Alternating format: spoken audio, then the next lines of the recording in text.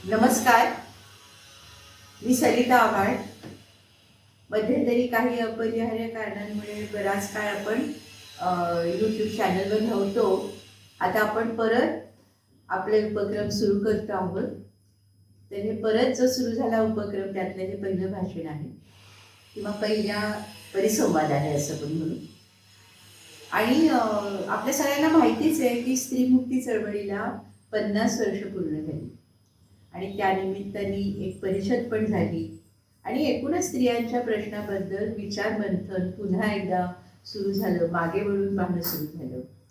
तर मागे वळून पाहताना आपल्या लक्षात येतं की ह्या काही वर्षांमध्ये 50 वर्षांमध्ये कायद्यामध्ये अनेक बदल झालेले आहेत की जे स्त्रियांच्यासाठी खूप महत्त्वाचे आहेत. आणि हे बदल कुठले कुठले झाले याचा आढावा घेतला गेला आहे. आणि हा आढावा घेण्यामध्ये मुख्य आज आपल्या ज्या पाहुण्या आहेत निशा शिरूरकर या आहेत. तर त्या स्वतः संगमनेरला वकिली करतात आणि अतिशय भक्कम अशा स्त्रीमुक्ती चळवळीच्या समर्थक आहेत, कार्यकर्त्या आहेत. आणि हा त्यांचा दृष्टिकोन त्यांच्या सगळ्या व्यवहारामध्ये नक्कीच व्यक्त होतो. आणि ह्या संबंधी त्यांनी भरपूर लेखन केलेलं आहे. मिळून सार्वजनिकच्याच दिवाळी अंकामध्ये तुम्हाला त्याचा ह्या संबंधीचा लेखही वाचायला मिळेल, तर तुम्ही तो अवश्य वाचावा.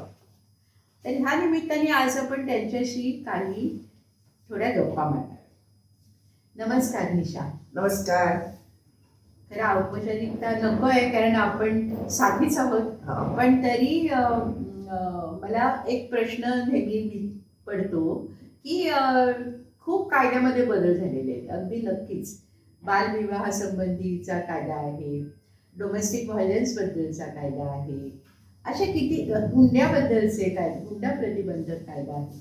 पण असे सगळे कायदे आहेत ते प्रत्यक्ष येताना, कार्यवाही करताना, अंमलबजावणी करताना काय अडचणी येतात हे आम्हाला खरंच समजून घ्यायचं आहे.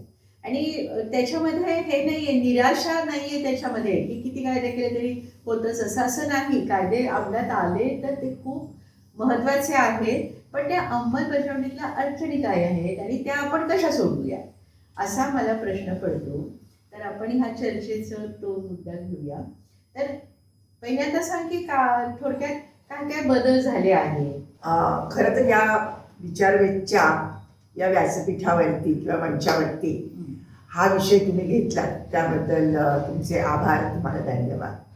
ते यासाठी की आपल्याकडे चळवळींमध्ये एक असा काय घडलं नेमकं स्त्रीवादी चळवळींमुळे किंवा एकूण परिवर्तनवादी चळवळीचे समाजात काय परिणाम झाले, काय बदल झाले याच्याबद्दल खूप अनभिज्ञता असते. ज्यांना त्याचे फायदे मिळतात त्यांनाही माहिती नसतं की हे फेमिनिझममुळे, स्त्रीवादामुळे झालेलं आहे. तुमची ही मुलाखत मला असं वाटतं त्या दृष्टीने महत्त्वाची आहे की फेमिनिझमने नेमकं या देशामध्ये काय परिवर्तन घडवलं. मला तुम्ही जो प्रश्न विचारलात ना सरिताताई, त्याच्यामध्ये एक गोष्ट खरीच आहे की हा जो 1975च्या नंतरचा स्त्रियांच्या संघटना आल्या त्यांना मागचा वारसा आहे. विशेषतः भारतासारख्या देशामध्ये भारतीय स्वातंत्र्य आंदोलनामधला स्त्रियांचा सहभाग, संविधान सभेमधला स्त्रियांचा संवाद, आपल्या संविधानाने स्त्रियांना दिलेले अधिकार, ह्या सगळ्याचा एक मोठी पार्श्वभूमी 1975च्या चळवळीला आहे. त्याही पूर्वीचे म्हणजे की मागे जाऊन संबंध त्या विद्रोहाच्या चळवळी झाल्या, धर्म जाती पितृसत्तेच्या विरोधामधल्या त्या सगळ्या चळवळींची पार्श्वभूमी आहे. विशेषतः या काळामध्ये दोन गोष्टी ज्या काही घडल्या की आपल्या जगातल्या स्त्री चळवळीशी एक संपर्क आला की काय घडतंय जगामध्ये. आणि जागतिक स्तरावरती ज्या काही परिषदा स्त्रियांच्या होत होत्या तिथले मुद्दे आपल्या चर्चेमध्ये आले. आपल्या संबंध ज्या काही जागतिक संस्था आहेत, संयुक्त राष्ट्रसंघ असेल वगैरे, त्यांच्याशी भारत म्हणून आपण जे काही त्याचे सभासद आहोत तिथे पण भारताला भूमिका घ्याव्या लागल्या, विशेषतः या डोमेस्टिक व्हायलन्स ॲक्ट वगैरेच्या बाबतीमधल्या. मुख्य जो मला असं दिसतं की 3 पातळीवरचे कायदे बदलले. एक, आपल्या समाजामधल्या असल्या कुप्रथांच्या विरोधामध्ये, हुंडा, बालविवाह, सती प्रथेच्या संदर्भात सुद्धा नंतर आपण चळवळ केली, त्याबद्दलचे कायदे बदलले. दुसऱ्या पातळीवरती आपल्याला बाह्य जगामध्ये होणाऱ्या लैंगिक अत्याचारासंबंधीतले कायदे मोठ्या प्रमाणामध्ये बदलले. आणि तिसरं, घर कुटुंबामध्ये जी हिंसा स्त्रिया मुलांच्या संदर्भात होती त्याच्या संदर्भामधले कायदे बदलले. हे कायदे बदलत असताना ज्या चळवळी झाल्या त्या चळवळींनी 3 प्रकारच्या मागण्या सातत्याने केल्या की एक तर सरकारने आपल्या धोरणात बदल करावं, दुसऱ्या बाजूने प्रशासकीय यंत्रणांमध्ये बदल व्हावे आणि कायद्यामध्ये बदल व्हावे. आणि तसे ते बदल कोण केले.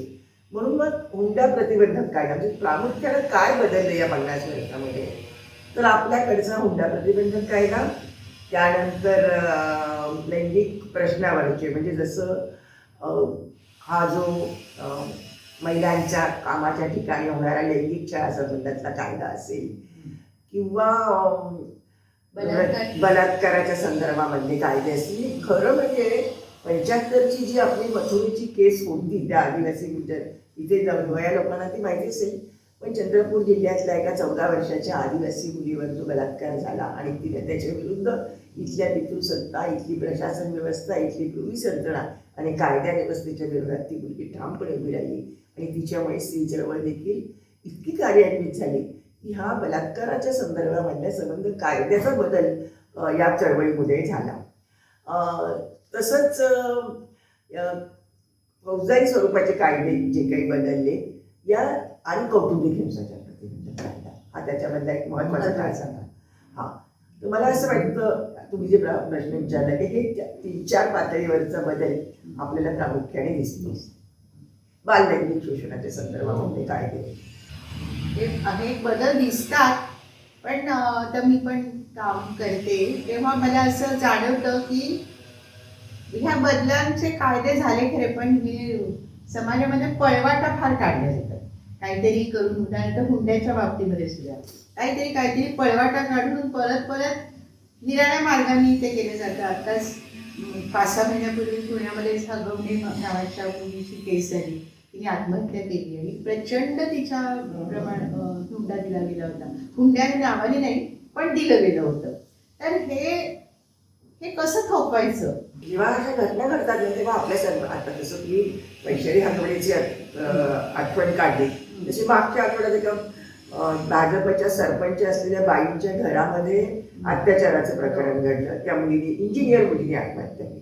म्हणजे आपल्या स्त्री चळवळीपुढे, आपल्या समाज व्यवस्थेपुढे, आपल्या कायदा यंत्रणेपुढे प्रश्न निर्माण करणाऱ्या या हे मृत्यू आहे, ज्या पद्धतीने मृत्यू होत आहेत हे आपल्याला वाटत होतं की स्त्रिया शिकल्या तर त्या स्वाभिमानी होतील, त्यांना आत्मविश्वास मिळेल आणि त्या अशा प्रकारच्या अत्याचाराला बळी पडणार नाही आणि अशा आत्महत्या वगैरे करणार नाही.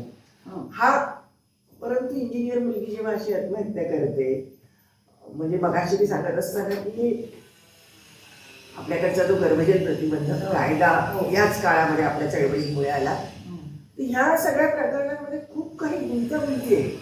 आजही मानवी संबंधांमधल्या स्त्री-पुरुष संबंधांच्या गुंतागुंतीचं आकलन करून घेण्यामध्ये आपण समाज म्हणून अपयशी ठरलेलो आहे. मग आपण सगळी चुप्पी बाळगतो, बोलायचंच नाही या विषयावरती. आणि हे जे न बोलणं आहे याच्यातला सगळ्यात मोठा अर्थ आहे की मला जे दुःख भोगावं लागतंय ते मी बोलणार नाही हे आणि मी माझं सहन करेल. त्या दुःखाच्या भोवती जे एक प्रतिष्ठेचं बल आहे, कुटुंबाची, जातीची, धर्माची प्रतिष्ठा, त्याच्यामध्ये हा प्रश्न अडकलेला आहे. हा त्याचा सगळ्यात महत्त्वाचा भाग. दुसरी एक गोष्ट अशी त्याच्यामध्ये आहे की आपल्या कायद्यामध्ये म्हणजे भारतीय संविधानाने स्त्री पुरुष समानतेचं मूल्य स्वीकारलं, पण ते स्त्री पुरुष समानतेचं कायद्यातलं मूल्य, संविधानातलं मूल्य आणि भारतातली स्त्री पुरुष संबंधांची अवस्था, स्त्रीचं दुय्यमत्व याच्यामध्ये एवढं प्रचंड अंतर आहे की ते अंतर याच्यामध्ये एक मोठी भिंत बनून उभी आहे की संविधानाने सांगितलंय स्त्री पुरुष कायद्यापुढे सर्व समान आहे, पण वास्तवामध्ये ती परिस्थिती नाही. आजही कुटुंब, समाज आणि सर्व क्षेत्रामध्ये आपण बघतो की स्त्रियांना एक दुय्यमत्व त्यांच्या वाट्याला आलेलं आहे.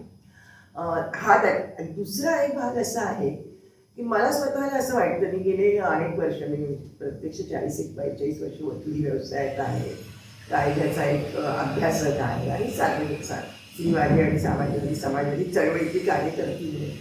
मला असं दुसरं दिसतंय की सुटं काही नसतं सरकारकडे. म्हणजे हे केव्हा प्रभावी होईल?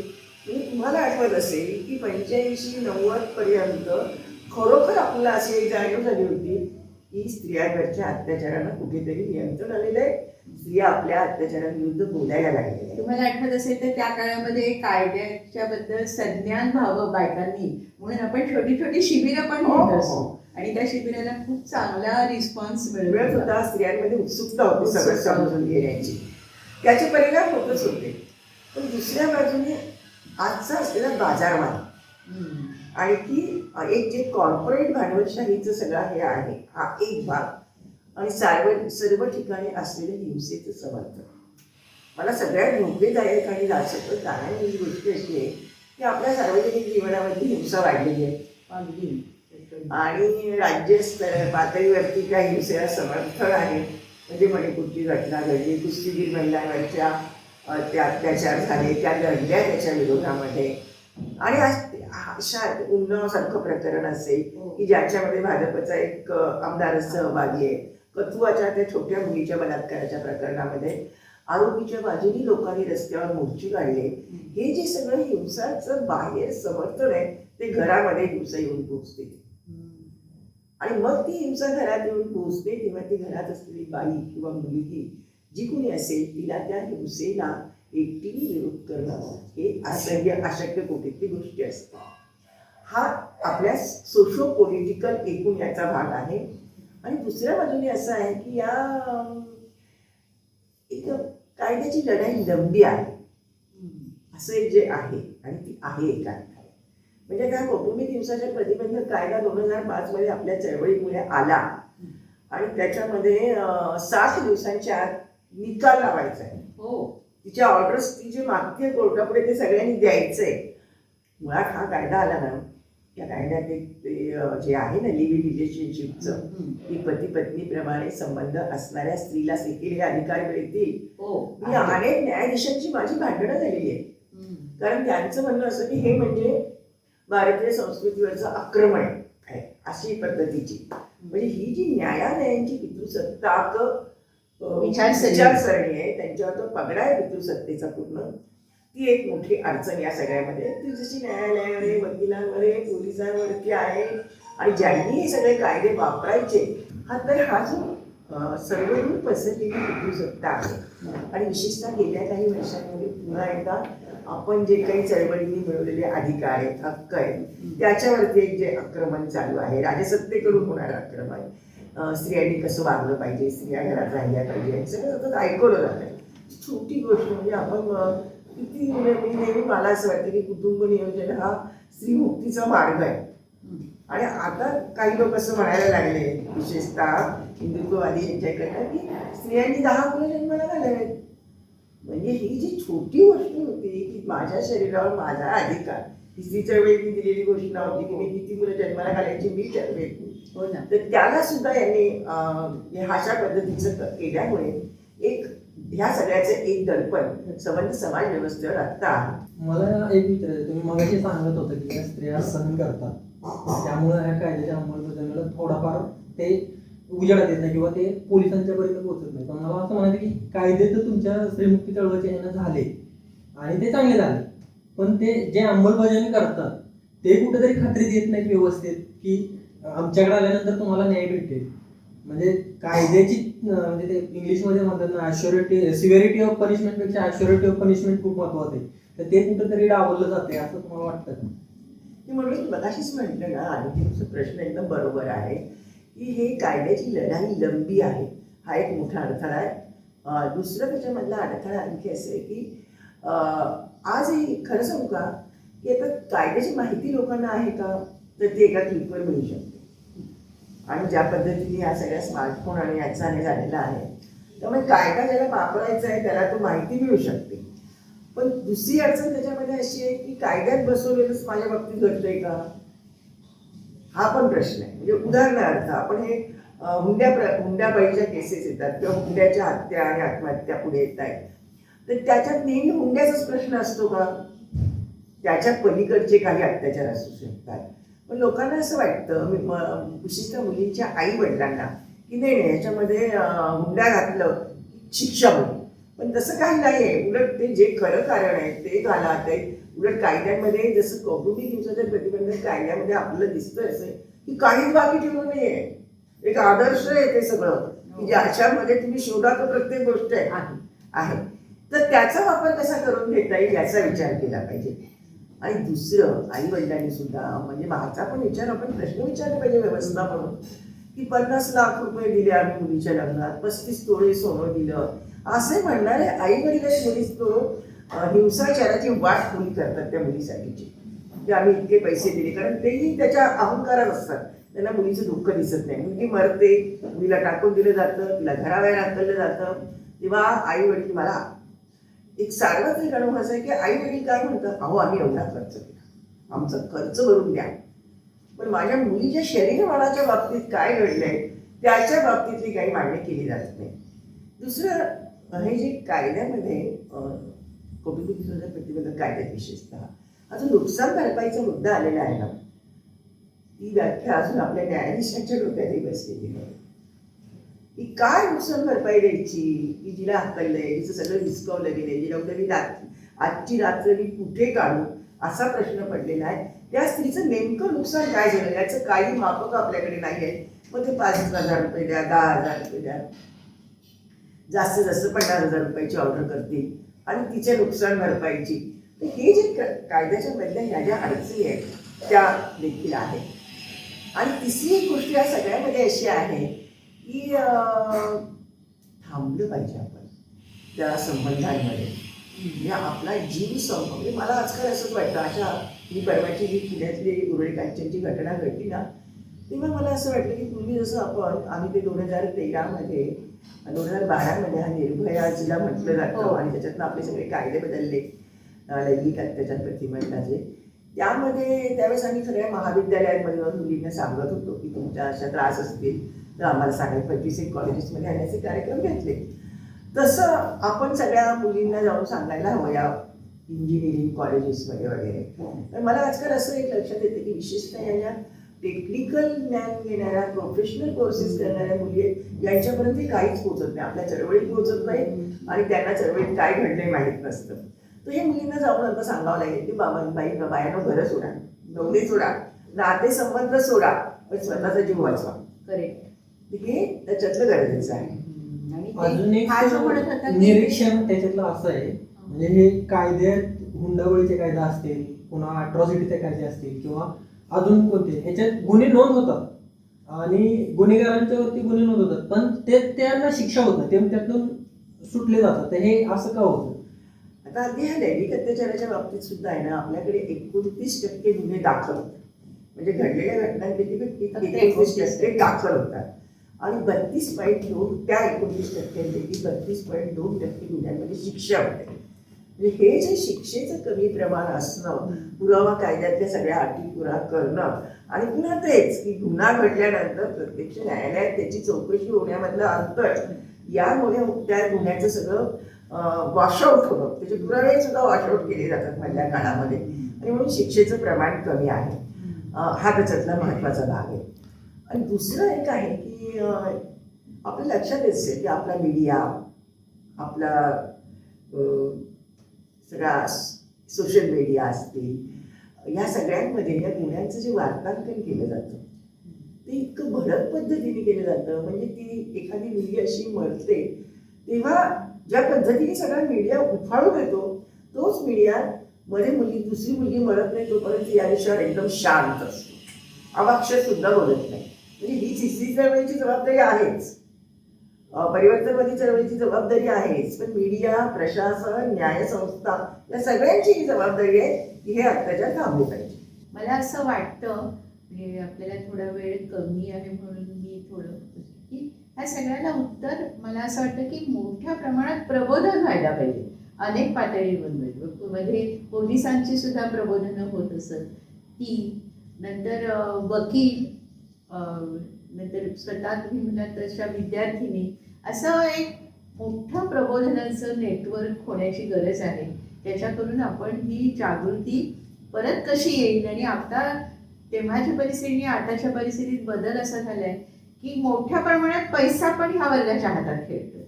म्हणजे पटकन लोक म्हणतात की आम्ही 50 लाख खर्च करणार लग्नावरती. तर आपल्या तरुणपणात आपण जेमे तेमे 5,000 असं असायचं, पण आता ते पण वाढलेलं आहे. ह्या सगळ्याला उत्तर देण्यासाठी खूप मोठ्या प्रमाणात आपल्याला प्रबोधनाचं चळवळ घ्यावी लागेल आणि त्यासाठी टेक्नॉलॉजीचा आपण उपयोग करू शकतो. कारण फिजिकली प्रत्येक ठिकाणी जाणं शक्य नसतं, पण टेक्नॉलॉजीचा का विना उपयोग करून आपण अनेक स्तरांपर्यंत जाण्याचा प्रयत्न करू शकतो. आणि ॲक्च्युली आज जो आपण निशाताईंना बोलतं केलं त्याच्यामध्ये पण हेच एक होतं. आणि अनिकेत, तुला काही बोलायचं आहे का? मला असं विचारायचं की समजा आता हे तर कायदे आहेत सगळं, समजा आता एखाद्यावरती अन्याय होतोय आणि त्याला समजते की अन्याय होतोय, पण त्याला समजत नाही कुठं जायचं त्याला पहिला प्रथम दर्शनी, तर ते तुम्ही एक सांगा की त्यांनी पहिलं काय केलं पाहिजे, कुठं गेलं पाहिजे किंवा कोणाशी मदत मागितली पाहिजे? आता खरं सगळे हेल्पलाईन नंबर वगैरे आपण खरं एकदा किंवा तरी तुम्ही ते हेल्पलाईन नंबर या ह्याच्यात व्हिडिओ पण देऊ शकता. अनेक योजना आहेत, म्हणजे वन स्टॉप डिलिव्हरी आहे, त्याच्यानंतर 112चा हेल्पलाईन नंबर आहे. आणि थोडा माझा कधी बऱ्याच वेळा अनुभव पण बरा आहे की ते येतात ताबडतोब मदत करतात. आपण त्याला सवय पण लावायला हवी या यंत्रणांना की तुम्ही जे ते नंबर दिलेत ना त्याच्यावर कॉल झाले तसं हे करा. दुसरं, आपण आपल्या आजूबाजूच्या ज्या काही महिला संस्था संघटना असतील त्याची पण माहिती स्त्रियांना, मुलींना, कुटुंबियांना करून दिली पाहिजे. आणखी एक, तुम्ही टेक्नॉलॉजीचं बोललात, पण आता आपल्यासमोर एक नवं आव्हान आलेलं आहे. हे जे AI, डिजिटल हिंसाचार, याच्याबद्दल तर स्त्रियांना काहीच माहित नाही. आणि जी आपल्याला असं वाटलं होतं की ह्या सगळ्या आधुनिक यंत्रणेमुळे स्त्री पुरुष समानतेचा प्रवास पुढे जाईल, आता आपल्याला दिसतं असं की या डिजिटल हिंसाचाराच्या केसेस खूप यायला लागलेल्या आहेत. या सगळ्यांबद्दल बोललं जातं का नाही. असं जेव्हा एखाद्या मुलीच्या बाबतीत घडतं की तिच्यावर डिजिटली तिच्या व्हायलन्स केला जातो, हल्ला केला जातो तिच्यासंबंध व्यक्तिमत्वावर, ती तक्रार करत नाही. तिला घरातले आणि सगळे तिचे कोणी कुटुंबीय असं ते तुझं अकाउंट बंद कर, तू वापर बंद कर. म्हणजे पूर्वी सांगायची तू बाहेर पडू नको संध्याकाळची, आता ती घरात बसून बटन दाबते, ते सुद्धा त्याला बंदी येते. म्हणजे हे आपल्या पुढे येत आहे. मला तुम्ही म्हणाला की प्रबोधन केलं म्हणजे त्या प्रबोधनात हा प्रबोधनाचा मुद्दा आपण घेतला पाहिजे की डिजिटलच्या बद्दल किंवा तरी आपण त्याच्यावर बोलूया. त्याच्यावर खूप मोठा आणि वास्ट विषय आहे. त्याच्या विरुद्ध काही केसेस पण न्यायालयापर्यंत गेलेले आहेत. त्याच्यानंतर काही कायद्यात बदल झालेला आहे. म्हणजे आपल्याकडे 2008ला त्या कायद्यामध्ये असा बदल कर, तोपर्यंत सायबर हे होतं, अटॅकचे कायदे होते की सायबर फसवणुकीचे, पण सायबरचा किंवा या सगळ्याचा वापर करून स्त्रियांवर जो हिंसाचार होतो त्याच्या संदर्भातल्या कायद्यामध्ये पण बदल त्या निमित्ताने झाले. तर त्याचाही आपल्याला विचार करावा लागेल. दुसरं, सेक्शुअल हॅरेसमेंटच्या बाबतीतल्या ज्या समित्या सगळीकडे आहेत, या वर्कप्लेसला कामाच्या ठिकाणी होणाऱ्या लैंगिक, त्या सगळीकडे आहेत का, कार्यान्वित आहेत का नुसतं लिहून ठेवले, बोर्ड लावले. मध्यंतरी अनेक सेफ्टी ऑडिट आपल्या महाराष्ट्र स्त्री मुक्ती परिषदेच्या वतीने केलं आणि त्याच्यामध्ये सार्वजनिक वाहतुकीच्या प्रश्नावरचं ते, म्हणजे SD बसेस, रेल्वे वगैरे, तर अनेक बस स्टँडवरती तो नंबरच दिलेला नाही. म्हणजे तू सारखा तो माईक असतो बघा बस स्टँडवर, चोरापासून सावध राहा, चोरापासून सावध राहा, पण हे नाही सांगत की तुम्हाला असा काही त्रास झाला तर आम्ही आहोत, आमच्याकडे या. हे मला असं वाटतं अशा पद्धतीने करायला हवं. तर एकूण ही जी सजगता आहे हिंसाचाराबद्दल, ही समाजातल्या सगळ्या पातळ्यांवर कशी वाढवायची आणि ह्याबद्दल आपण काहीतरी आवाज उठवू शकतो आणि त्याची एक चांगली प्रतिक्रिया येऊ शकते, किंबहुना तसा आपला हक्क आहे, ही जाणीव आपण सगळ्यांनी ठेवली पाहिजे. आणि ह्या जाणीवेचा प्रसार करण्याचाच हा एक विचारवेधतर्फे झालेला छोटा प्रयत्न होता. आणि तुम्ही ह्याबद्दलच्या प्रतिक्रिया जरूर नोंदवा, आम्ही त्यांची दखल घेऊ. तर निशाताई, तुम्ही इथे आलात आणि आमच्याशी खूप महत्त्वाच्या गप्पा मारल्या, त्याबद्दल मी तुमचे विचारवेधच्या सगळ्या टीमतर्फे खूप खूप आभार मानते. आणि इथून पुढेही तुम्ही जे मुद्दे उपस्थित केले त्याबद्दल सुद्धा आपण वेळोवेळी चर्चा जरूर करू आणि तुमच्या भेटीला आम्ही पुन्हा पुन्हा येऊ. तेव्हा धन्यवाद. धन्यवाद सगळ्यांना.